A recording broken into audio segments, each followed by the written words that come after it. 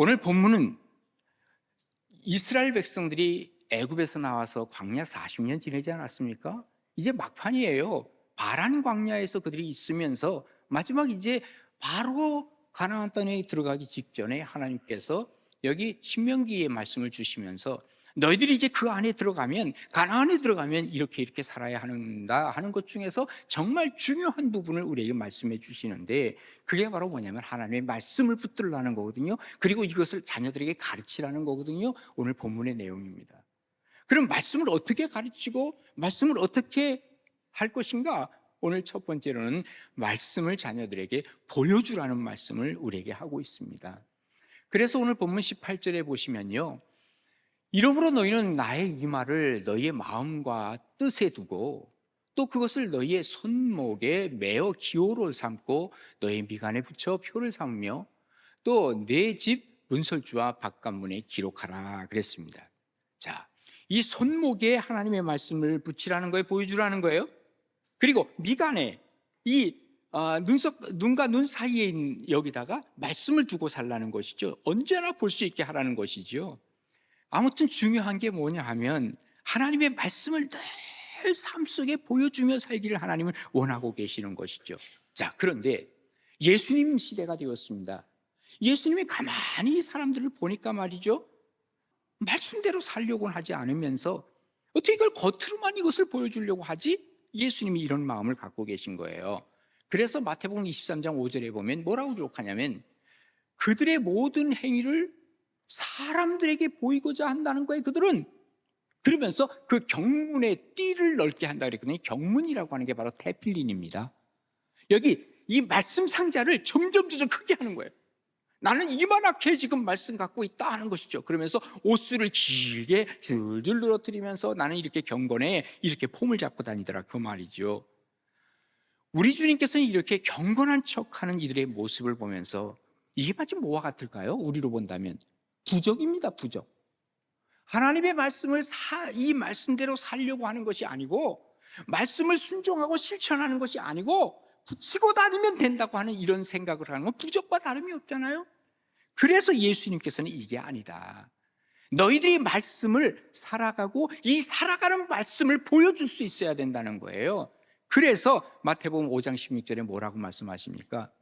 이같이 너희 빛이 사람 앞에서 비치게 하여서 그들로 너희 착한 행실을 보고, 착한 행실을 보고 하늘에 계신 너희 아버지께 영광을 돌리게 하라, 이렇게 말씀하고 계시는 것이죠. 이것을 받아서 야고보 사도는 뭐라고 얘기합니까? 야고보서 2장 17절에 보면요, 이렇게 기록하고 있어요. 이와 같이 행함이 없는 믿음, 말씀대로 살지 않는 믿음은 그 자체가 뭐예요? 죽은 거래요. 그러면서 어떤 사람이 이렇게 얘기한답니다. 자, 너 믿음 있어? 그런데 너는 믿음이 있는데 행함이 없어. 너 믿음 한번 보여줘.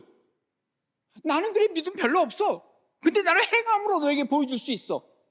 너는 보여줄 게 없잖아. 네 믿음 그걸 나에게 한번 보여달라고 이렇게 세상 사람들이 얘기하더라고 말이에요. 우리가 믿음이 있다고 하면 이 믿음을 보여줄 수 있는 믿음이 중요하다는 것을 우리에게 알려주고 있는 것입니다. 자녀들에게 바로 이거예요. 말씀대로 사는 모습을 부모들이 보여줘야 한다는 거예요. 제가 늘 강조하는 말이 있죠. 아이들은요, 가르쳐준 대로 자라지 않습니다. 가르쳐준 대로 자라면 얼마나 좋겠어요. 아이들은 어떻게 자란다고요?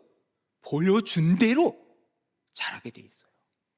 부모가 어떤 모습을 보여주느냐에 따라 아이들은 그대로 따라하는 거예요. 아이들은요, 자기도 모르는 사이에 몸이 반응을 하는데 그 몸이 뭐냐? 바로 본대로 반응을 하게 돼 있다, 그 말이에요. 아이 때문에 속상할 때가 있어요. 야, 너는 도대체 누구를 닮아서 이러니? 누구 닮았을까요? 부모 중에 한 사람 닮는 겁니다. 아이 때문에 속상하면 그때 내가 생각해야 할 것이 있습니다. 뭘 생각해야 돼요? 아이고, 내 행동 속에 뭔가 저 모습이 있을 거야. 그리고 반성할 기회를 내가 가져야 자녀가 교정이 되는 겁니다. 나를 바꾸지 않고서는 자녀를 바꾼다고 생각하는 것은 어불성설입니다. 자녀의 행동은 그렇기 때문에 부모의 삶의 거울이라는 거예요.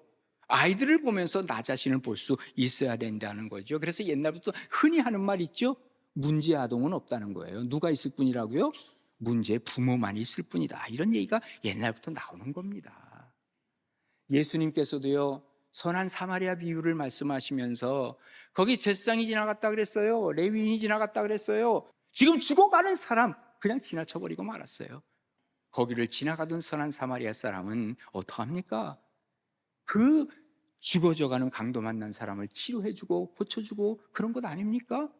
그런데 예수님 하신 말씀이 뭐예요? 야, 너 지금 이거 내가 얘기하는 거 잘 들었지? 가서 교회 학교 가서 재밌게 이거 애들한테 얘기해주라. 그러셨을까요? 아닙니다. 예수님이 하신 말씀 분명합니다. 너도 가서 이와 같이 하라. 너도 본을 보이고 너도 가서 이와 같이 하라. 이거 바로 예수님의 말씀입니다. 그러기에 우리가 가만히 생각을 해보면 아이를 교육한다고 하지만 아이 교육보다 더 중요한 것이 있다면 부모 교육이 더 중요하겠다는 생각을 가져보게 됩니다. 여러분 가만히 생각해 보세요. 학교에서 아이를 가르치는 선생님들, 교원대학을 나오거나 교육대학을 나오거나 옛날엔 사범대학이겠죠. 나와야 되죠.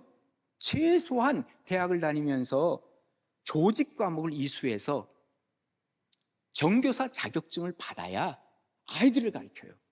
이거 없이 가르치다는 큰일 납니다. 이거 법에 어긋나는 거예요. 그런데요, 아이들은 학교에서 공부하는 시간이 정해져 있어요.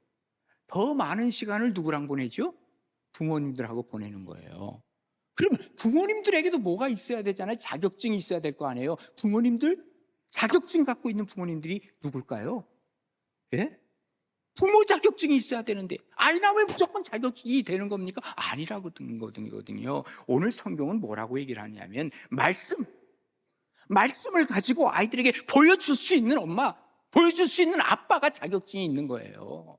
그러니까 우리가 하나님 앞에서 내가 이 말씀을 가지고 살아간다 하는 것, 이게 바로 나의 자격증이야. 그러니 너 나를 닮아야 돼, 너 이렇게 살아야 돼 하는 것을 보여줄 수 있는 엄마 아빠가 될 때 참 귀하고 정말 하나님께서 보시기에도 귀한 그러한 가정을 이루어갈 수 있다는 것을 우리에게 말씀해주고 있는 것이죠.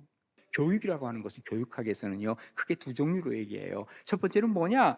첫 번째 교육은 의도적 교육입니다.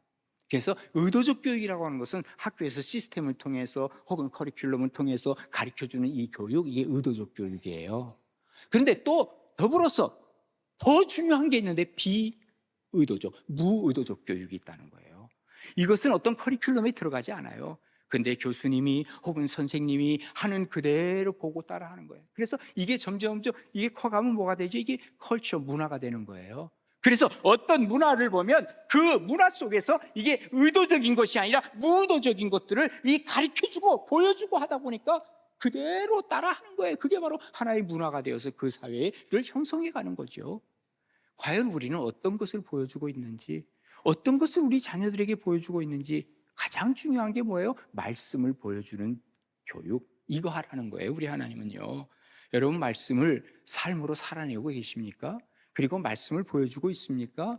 이런 은혜와 축복이 여러분에게 넘쳐서 그야말로 우리 가나안교회 문화가 달라지고 또 한국의 문화를 우리가 바꾸어 갈 수 있는 이러한 보여주는 말씀, 이것이 우리 가운데 가득가득 차고 넘치는 우리 가나안교회와 우리 성도님들의 삶이 되기를 주님의 이름으로 축복합니다. 그 다음에 두 번째로 뭐라고 말씀하시냐면 말씀을 가르쳐주래요.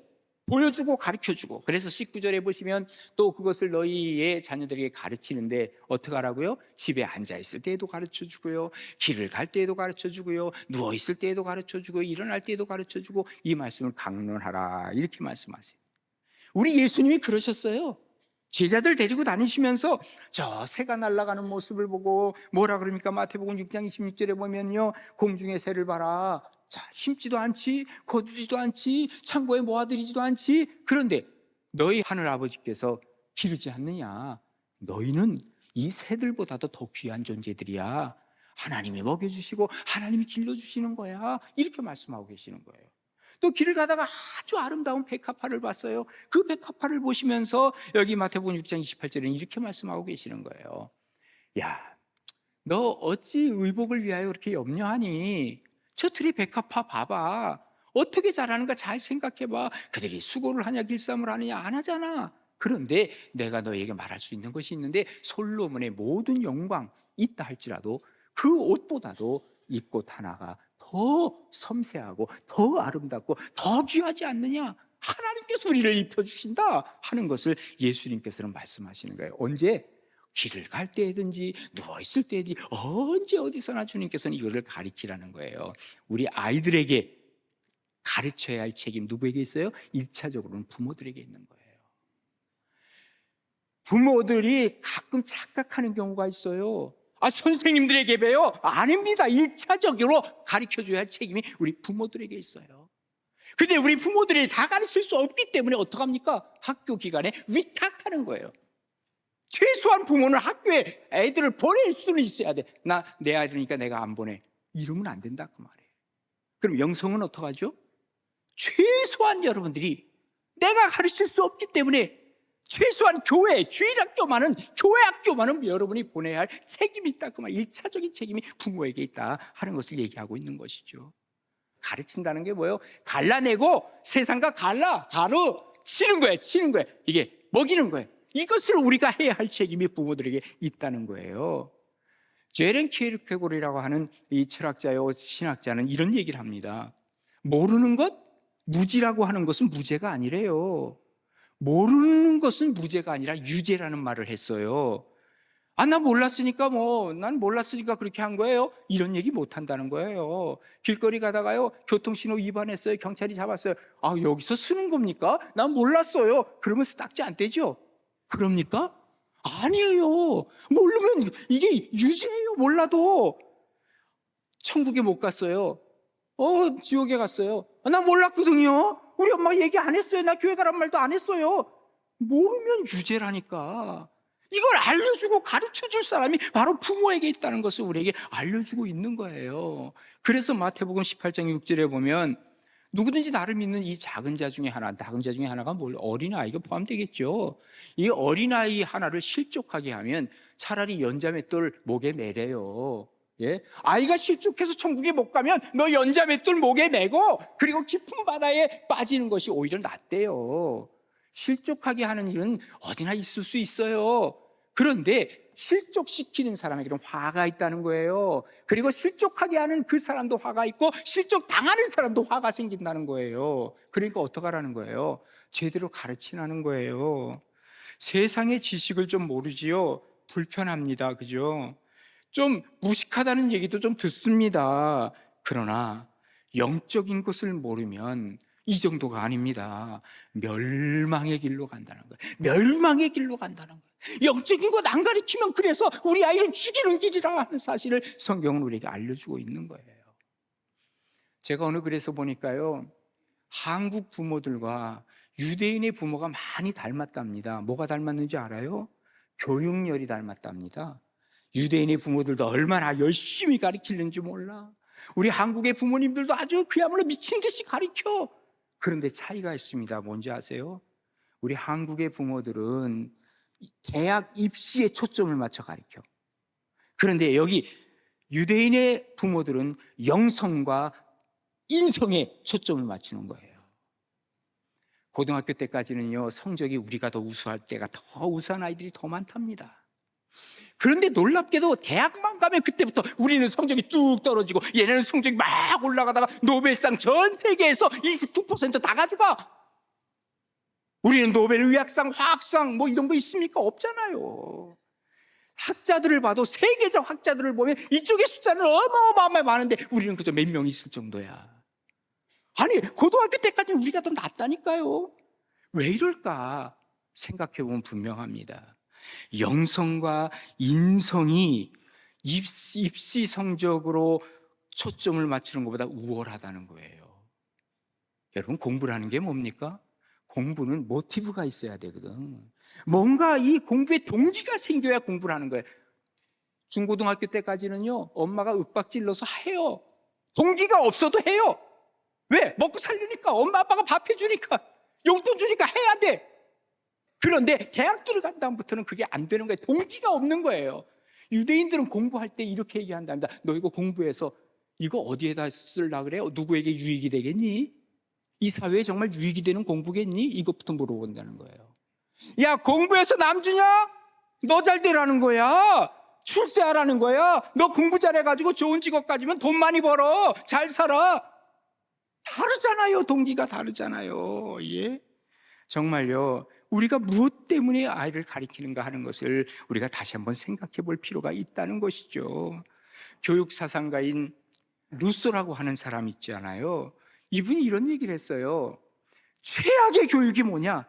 인간으로 키우는 게 아니라 인간을 기계로 교육하는 교육이 가장 최악의 교육이라고 그랬어요. 근데 가끔 보다 보면 우리가 공부하는 기계로 만들어요. 공부하는 기계가 돼버린 거예요. 이게 최악의 교육을 우리가 하고 있지는 않나 하는 두려움이 있어요. 하나님 앞에서 말씀을 제대로 가르치라는 것을 우리에게 말씀하고 계십니다. 옳고 그른 것을 알려주라는 거예요. 그래서 잠언서 29장 15절에 보면 이렇게 기록합니다. 채찍과 꾸지람이 자녀들에게 지혜를 주거늘 임의로 행하게 버려둔 자식은 어미를 욕되게 하느니라 라고 말씀하고 계시는 것이죠. 여러분, 성경에 보면 제사장이었던 사람 엘리 제사장의 두 아들 있죠. 홈리와 비느하스예요. 이 아들들이 참 못됐어요. 예, 사람들이 하나님 앞에 드릴 이 예물을 가져오잖아요. 그러면 좋은 것들은 싹 빼가지고 자기가 그거 먹어. 요거 등심이네. 아이고, 이거 안찰상이야, 살이야. 빼. 그리고 자기가 구워 먹는 거야. 하나님 앞에 가져가지 못하게. 또 여기 이 성막문에서, 회막문에서 일하는 여자들, 야, 저 여자 예쁘다, 데리고 와. 해가지고 요놈의 아들들이 성폭행을 하는 거야. 그것을 다 보고는요, 아버지가 알고 나서는 뭐라 그래야 돼요? 아까 말씀대로 채찍과 꾸지람이 있어야 되는데 그렇게 안 하고 뭐라 그러냐면 사무엘상서 2장 24절에 보면 이렇게 기록하고 있어요. 내 아들들아, 그리 하지 마라. 응? 내게 들리는 소문이 좋지 않아. 소문 때문에. 에? 야, 들리는 소문, 안 좋은 소문 내면 안 돼. 너희가 여호와의 백성으로 범죄하게 하는구나. 이래서는 안 된다. 이래야 됩니까? 아까 말씀드린 대로 뭐예요? 채찍과 꾸지람으로 절대로 이래서는 안 돼, 이놈들아. 그래야 되는데 이대로 놔뒀어요. 여러분, 부모들이 그대로 놔두니까 나중에 누가 다루시는지 알아요? 부모들이 그대로 놔두면 하나님이 다루시는 거예요. 블레셋과의 싸움에서 그들을 전쟁터에서 죽여버리고 말았어. 하나님은요, 내가 다룰 때 다룰 수 있어야지. 그렇지 않으면 하나님이 다루시면 그때는 심판이라는 사실을 우리가 기억해야만 합니다. 요즘 아이들에게 잘못한 거 얘기 못하죠. 선생님이 야단을 치면 그 다음날 당장 부모가 따라온다 그래요.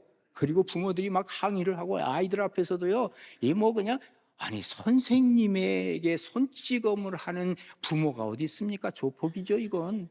근데 학교에서 이런 일들이 벌어지고 있다는 거예요, 지금 이 우리 사회에. 이거는 아이들을 가르치지 않겠다는 거거든요. 예. 중요한 것은요, 세상의 것들이 아이들에게 들어오기 전에 아이들의 마음속에, 아이들의 생각 속에 하나님의 말씀이 선점돼야 된다는 사실을 우리는 기억해야 됩니다. 그래서 유명한 잠언 22장 6절에 뭐라 그럽니까? 마땅히 행할 길을 아이에게 가르치라는 거예요. 예, 다른 거 들어오기 전에 이것부터 가르치라는 거예요. 언제 가르치라는 거예요? 어릴 때일수록 중요하다는 거예요. 다른 거 들어오기 전에 마땅히 행할 바를 아이에게 가르치라. 그리하면 늙어도 그것을 떠나지 아니하리라 그랬습니다. 정말 하나님 앞에서 우리가 아이들을 어떻게 해요? 말씀으로 보여주고, 그리고 말씀으로 가르치고, 그 다음에 이제 세 번째는요, 말씀을 소망하도록 해야 된다는 거예요. 그래서 오늘 본문 21절에 보면, 그리하면 여호와께서 너희 조상들에게 주리라고 맹세하신 땅에서 너희의 날과 너희의 자녀의 날이 많아서 하늘이 땅을 덮는 날과 같으리라. 하늘이 땅을 덮는 것처럼 하나님의 은혜가 족적이 내리는 그 날이 올 것이다. 언제? 아이들에게 말씀을 보여주고 가르쳐주면 이런 날이 올 것이다. 그러면서 그 다음에 구체적으로 뭐라고 말씀하십니까? 너희가 만일 내가 너희에게 명하는 이 모든 명령을 잘 지켜 행하여 너희 하나님 여호와를 사랑하고 그의 모든 도를 행하면, 그리고 그에게 의지하면 뭐예요? 여호와께서 이 모든 나라 백성을 너희 앞에서 다 쫓아내신대요. 모든 나라 백성이 뭐예요? 여기 있었던 원주민들, 악의 사람들 다 쫓아내버릴 것이다. 그리고 너희보다 강대한 나라들을 차지하게 되는데 어느 정도로 강대해지냐? 너희가 발바닥으로 밟는 모든 것 너희의 다 소유가 될 거야. 그 경계가 어디 있는지 아세요? 저 광야, 서쪽의 광야부터 그리고 여기 레바논까지 그리고 저 북쪽의 유브라데 강부터 이 밑에 서해까지. 와, 실제적으로 이거 언제 이루어졌는지 아세요? 다윗 시대에 이루어졌어요. 하나님께서 그들에게 비전을 주시고, 그리고 더 나아가 소망을 가지고 오다 보니까 이게 우리에게는 비전이 되는 거예요. 이걸 하나님께서는 약속을 하고 계시는 것이죠. 누구에게든지, 사람은 누구에게든지 내일이 있어요. 내일이 있죠? 오늘 5월 4일이면 내일 5월 5일이야. 다 있어. 다 있어. 내일은 누구나가 있지만 어떤 내일이냐 하는 것은 분명히 다를 것입니다. 아, 내일 나는 먹고 사는 문제 해결했어? 나는 먹고 노는 것, 워라벨 난 좋아. 하나님이 없는 미래를 만들어 갈 수도 있고, 하나님이 보장하시는 최고의 미래가 뭐예요? 천국에 가는 거예요. 저 천국의 소망을 가지고 이걸 가져오다 보니까 중간에 뭐가 있어요? 비전이 있어요. 꿈이 생기기 시작하는 거예요. 이게 바로 이 땅에서의 꿈과 비전과 소망을 가지고 마지막 하나님 나라의 이 소망까지 이루게 되는 것이죠. 내일을 어떻게 여러분들은 만들어 가려고 하십니까? 내 노력으로 만들 수 있습니다. 내 목적을 이루어갈 수 있습니다. 그러면 어떤 일이 벌어지는지 아세요? 내가 노력해서 이룬 거야, 내 목적을 이루었어. 그러면 그때부터 마음속에는요, 교만함이 생기는 거예요. 왜? 내가 했으니까. 그러지 않겠어요? 그리고 이루지 못한 사람을 보고 뭐라 그런지 아세요? 멸시하는 거예요. 너는 그것도 못했냐? 루저야, 이 사람들은. 나는 열심히 일해가지고 됐는데 너는 뭐야 그거. 그래서 나는 너를 지배할 만큼 지배해도 돼. 나는 그만큼의 자격이 있어. 이겁니다. 이게 바로 누군지 아세요? 독재자들이 그 짓 하고 있습니다. 예? 나는 노력해서 이만큼 했다고. 그런데 그렇지 않은 너희들은 나에게 지배받아야 돼. 얼마나 위험한 생각입니까? 이런 사람들이 또 자기를 이루지 못하면 좌절감에 빠지는 거죠. 그러나 하나님으로부터 온 미래는 다릅니다. 하나님이 주셨어요. 내가 받는 거예요. 그러니 그 비전을 이루어 나갈 때마다 하나님 앞에 감사함으로 나가고 하나님의 뜻이 무엇인가에 귀를 기울이는 거죠. 이게 축복의 은혜 아닙니까? 정말 교육이 중요해요. 그래서요, 우리나라 교과서를 보면 대충 한 20년마다 한 번씩 바뀐다 그러죠. 그러다 보니까 참 놀라운 사실이 발견되는 거예요. 그때 배웠던 사람들이 한 10년, 20년, 30년 지나고 나면 교육의 효과가 나오는 거예요. 그래서 지금요, 20대와 30대들이 이 사상과 이념이 비슷한 거 아세요? 또 40대와 50대들이 사상과 이념이 비슷합니다. 60대와 그 이상의 사람들이 이 사상과 이념이 비슷합니다. 이게 교육의 결과입니다. 우리가 어떤 교육을 하느냐에 따라서 그 결과는 반드시 보여지기 시작하는 거예요. 왜? 교과서가 바뀌니까 그렇다니까? 세상이 바뀌니까 그렇다니까? 그런 이 말은 뭔 줄 아세요? 세상의 교과서는 진리가 될 수 없다는 걸 얘기하는 거예요. 세상의 교과서, 움직이는 교과서를 보니까 세상이 이렇게 저렇게 움직여지는 거예요. 불변하는 진리를 가르쳐야 돼. 이게 뭐예요? 하나님 말씀이잖아요. 그래야 우리의 사회가 안정되어서 제대로 갈 수 있다는 것을 우리에게 분명하게 보여주는 것 아닙니까? 하나님의 말씀에 대한 소망이 필요하다는 거예요. 말씀의 교육 안에 소망이 있고요, 소망은 바로 천국의 소망과 더불어 이 땅의 희망과 비전을 포괄적으로 우리에게 가지고 있다는 것이죠. 베드로전서 1장 24절에 이렇게 기록하고 있죠. 그러므로 모든 육체는 풀과 같고 그 모든 영광은 풀의 꽃과 같으니 풀은 마르고 꽃은 떨어지되 오직 주의 말씀, 주의 말씀은 세세토록 있도다 하였으니 너희에게 전한 복음이 바로 이 말씀이니라 라고 하고 있는 것이죠. 우리의 미래에 다른 거 다 없어져도 하나님의 말씀이 우리에게 있다면 우리는 그것 가지고 영생을 살아가는 겁니다. 하나님의 말씀이 소망이 된다면, 이 말씀을 소망하여 나간다면 우리의 자녀의 비전이 있고 미래가 있다는 사실을 여러분 기억하시면서 하나님의 말씀을 잘 보여주고 하나님의 말씀을 잘 가르치고 그리고 하나님의 말씀을 소망하면서 살아가는 복된 여러분의 자녀들, 그러한 교육이 이루어지는 우리 가나안 교회 되어지기를 주님의 이름으로 축복합니다.